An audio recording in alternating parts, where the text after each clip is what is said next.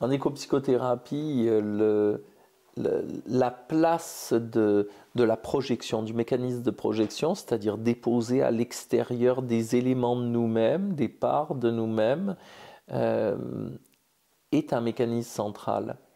Et tout l'intérêt va être de mettre en place des expériences fortes pour nos clients afin qu'ils puissent déposer à l'extérieur des éléments de leur propre psychisme en termes d'état émotionnel, d'angoisse, mais aussi de déposer des sous-parts de leur personnalité, ce qu'on retrouve en thérapie des états du moi.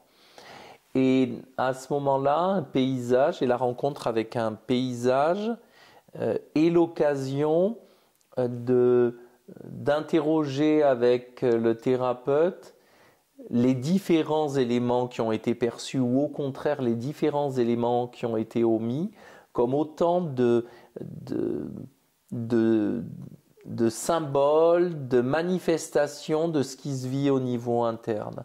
Un peu comme si la nature reflétait notre dedans. Euh, à quoi lui renvoie cet arbre, comment il rentre en écho, en résonance émotionnelle avec le terrain boueux qui est devant lui, ou ses branchages, avec ses ronces. Qu'est-ce que ça provoque en lui, qu'est-ce que ça convoque en lui.